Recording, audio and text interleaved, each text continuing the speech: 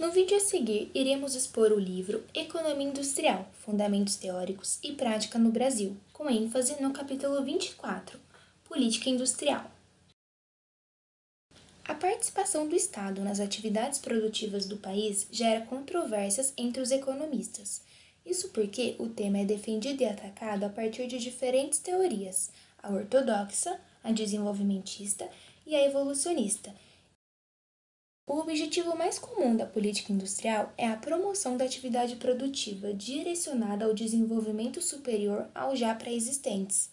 Do ponto de vista conceitual, segundo o autor, a política industrial deve ser entendida como um conjunto de incentivos e regulamentações associadas a ações públicas, que podem afetar a alocação inter- e intraindustrial de recursos, influenciando a estrutura produtiva e patrimonial, a conduta e o desempenho dos agentes econômicos em um determinado espaço nacional.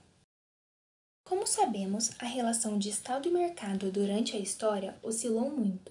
O primeiro pensamento surgiu com os mercantilistas, que defendiam a intervenção do Estado. Com Adam Smith e o surgimento de ideia de mão invisível, se alcançou o liberalismo e o padrão ouro ainda no final do século passado. Com o início do século XX, ocorreu a hegemonia do mercado em direção a uma forte intervenção do Estado, com o objetivo de atingir metas nacionais. Após a Segunda Guerra Mundial, as divergências sobre o papel do Estado entre diversas nações cresceram. Algumas seguiam o liberalismo e outras o intervencionismo. Esse movimento pendular sobre a intervenção do Estado se refletiu nos países em desenvolvimento ao longo do século XX, como as políticas da substituição de importações e, posteriormente, as políticas associadas ao Consenso de Washington. Atualmente, é possível observar os esforços teóricos que atuam na análise sobre as relações entre Estado e mercado em bases mais substanciais. Os avanços nessa ótica tentam incorporar três constatações. Primeiro, o sucesso do desenvolvimento asiático, que fez os economistas incluírem as instituições públicas nos modelos de desenvolvimento econômico. A segunda constatação visa a importância do progresso tecnológico e do aprendizado como fontes de eficiência e que foi formalizada no que se chamou de nova teoria do crescimento, sobre retornos crescentes de escala associados ao avanço do progresso técnico, que resultam em espaços economicamente justificáveis para a ação do Estado. A terceira constatação está ligada ao que os economistas passaram a discutir sobre as restrições do funcionamento do mercado, sob os quais se dá a atuação do Estado perante a existência de racionalidade limitada, a informação imperfeita e de interesses múltiplos, implicando na necessidade de maiores esforços para poder entender e melhorar a qualidade da ação pública. Esses avanços indicam a incompatibilidade do debate entre Estado e mercado, pois cada Estado está imerso em um conjunto concreto de relações sociais, em que define espaços, canais e modo de negociação entre a administração pública e agentes econômicos de forma dinâmica e associada ao desenvolvimento de suas nações. Assim, nas palavras de Peter Evans, o debate estéril sobre o quanto o Estado deve ser substituído por argumentos sobre diferentes tipos de envolvimento do Estado na sociedade e seus efeitos, o envolvimento do Estado é dado. A questão adequada não se refere a quanto o Estado intervém, mas sim que tipo de intervenção ocorre e quais suas consequências. Assim, a discussão sobre as relações de Estado e mercado surge quando se questiona a efetividade do sistema privado em alocar recursos econômicos escassos para os fins desejados de uma sociedade em momentos específicos. Essa discussão também deve ser embasada pela necessidade de desenvolvimento de uma nação quanto à geração e distribuição de riquezas, eficiência e conhecimento.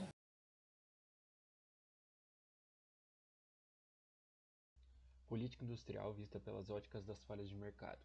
Vista a partir de uma escolha perfeita e sem ônus das decisões feitas pelos agentes de mercado, mostra-se que o mercado competitivo é alocador eficiente de recursos. Contudo, ao pararmos para analisar as visões de economistas neoclássicos, podemos enxergar que sem uma intervenção estatal de controles, podemos chegar à situação chamada falha de mercado. Não sendo apenas uma teoria, a situação pode decorrer de várias formas se não controlada, através de falhas como oligopólios ou monopólios. Tratando-se de mercados monopolizados ou oligopolizados, temos de causa crescente produção seguida de queda de preços. deixando a sociedade numa questão onde a queda de preços levará a um controle de mercado por uma só empresa, e, consequentemente, o poder na fixação de preços elaborados por tal. Em dias atuais, é comumente vermos mercados oligopolizados, mostrando a questão política industrial como um tema bastante relevante.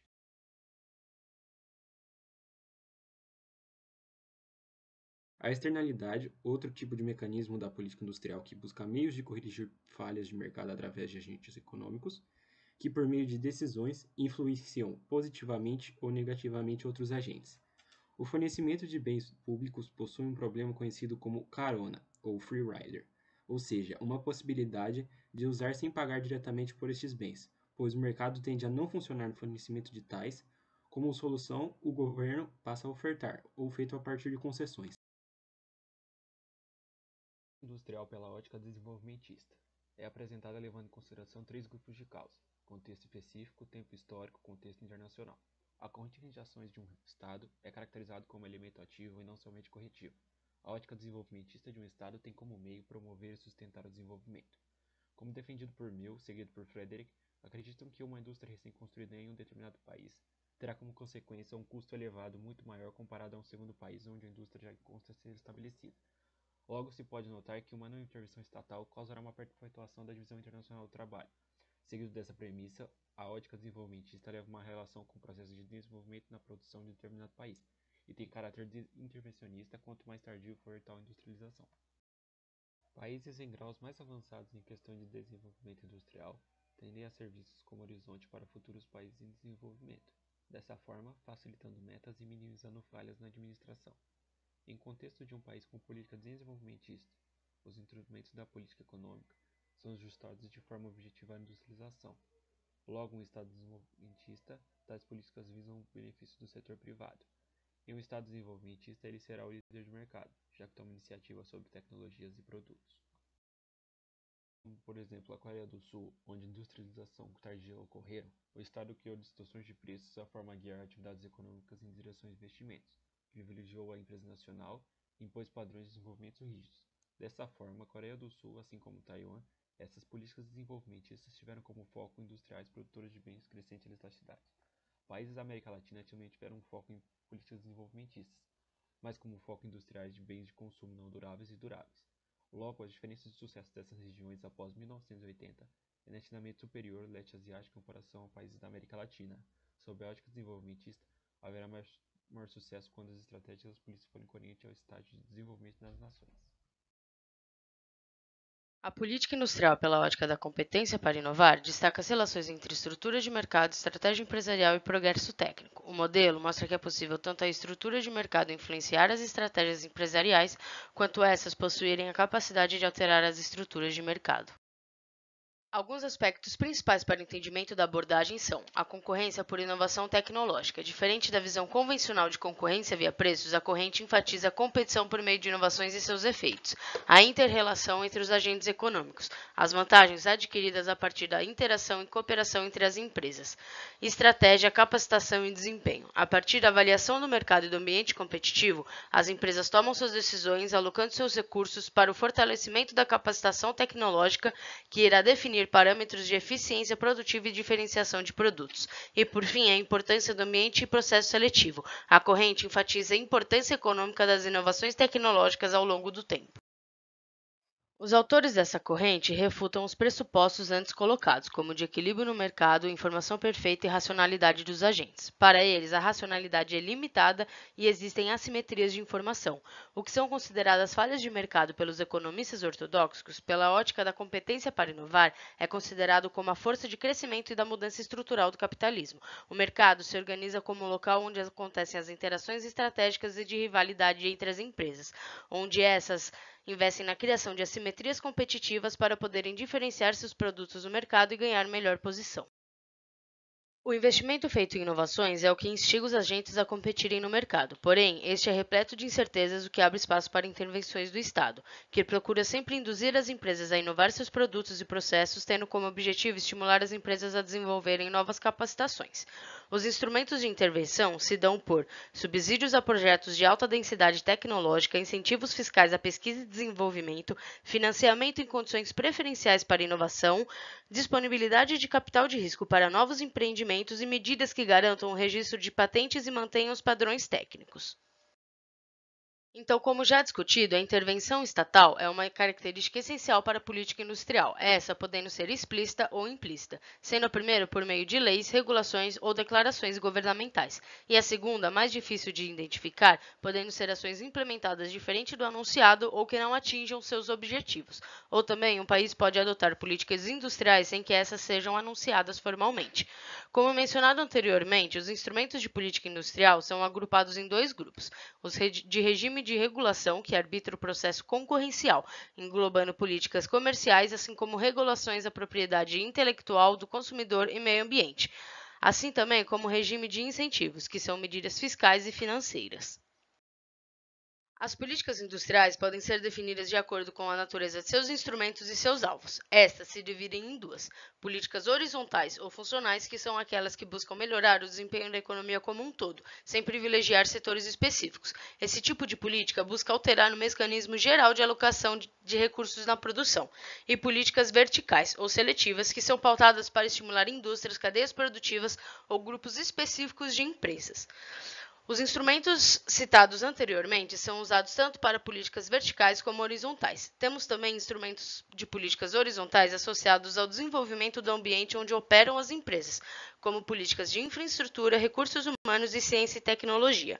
Os países geralmente adotam tanto políticas horizontais como verticais, variando suas prioridades ao longo do tempo. Os países implementam políticas industriais que têm como objetivo fortalecer a capacidade competitiva de suas empresas em um ambiente internacional crescentemente aberto aos fluxos de capital, bens, serviços e tecnologia. As ações dos países que fazem parte da OCDE podem ser divididas em 4 medidas. A primeira delas são as medidas de apoio à capacidade de concorrência externa, que engloba auxílio às exportações, medidas setoriais e medidas de apoio a empresas em dificuldade.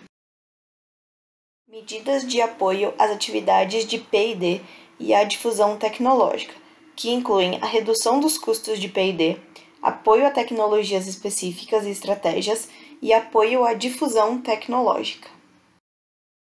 Salvaguarda do tecido industrial, que inclui políticas industriais regionais, apoio a pequenas e médias empresas através de tratamento fiscal privilegiado e apoio ao emprego e à formação profissional. E a última dessas medidas é o apoio ao investimento fixo, que inclui financiamento em condições favoráveis a planos correntes de investimento. Quando olhamos para o Brasil, a partir de 1930, começou o processo de substituição das importações com bens de consumo não duráveis. Esse processo ficou mais intenso na década de 50 e 60, atingindo bens de consumos duráveis e chegando aos bens intermediários e na indústria de bens de capital nas décadas de 70 e 80. Esse período de política industrial ativa no Brasil teve 4 principais características. A primeira dessas características é a presença do Estado empresário, que foi quando ocorreu a proliferação de empresas estatais no setor de infraestrutura e nas indústrias de transformação. A segunda característica é o protecionismo para indústrias que estavam surgindo naquele período. A terceira característica é o investimento estrangeiro. Ocorreram a instalação de muitas empresas transnacionais. Em alguns setores não teve esse incentivo de investimento, mas em outros houve a formação forçada de joint ventures entre empresas estrangeiras e brasileiras. A última característica eram os incentivos fiscais setoriais e regionais. Ou seja, os setores que eram considerados prioritários receberam incentivos fiscais do governo. Tudo o que foi discutido até agora pode ser resumido em 4 principais pontos. A relevância da discussão se dá pelo propósito das intervenções, e não pela sua intensidade. Em estágio de desenvolvimento inicial, políticas são muito ativas. enquanto que, em estágio superior, a intervenção do Estado passa a ser direta e aumenta o espaço para o capital privado. Ou seja, o estilo da intervenção deve evoluir conforme a competência das empresas. Segundo ponto. É importante destacar a relação entre política industrial e outras políticas econômicas, principalmente as de aspecto macroeconômicos. Essas relações afetam a atuação e o desempenho dos agentes econômicos. Terceiro ponto. Existe uma divergência na literatura econômica das necessidades de ações das estatais, o tipo de política industrial e quais são seus objetivos. Isso acontece devido aos diferentes pressupostos teóricos existentes. E, por último, a análise concreta de experiências nacionais, regionais ou setoriais exige uma avaliação detalhada da competência do Estado em exercer um papel proativo na sociedade, pois o Estado deve ter agências para minimizar as imperfeições de sua atuação.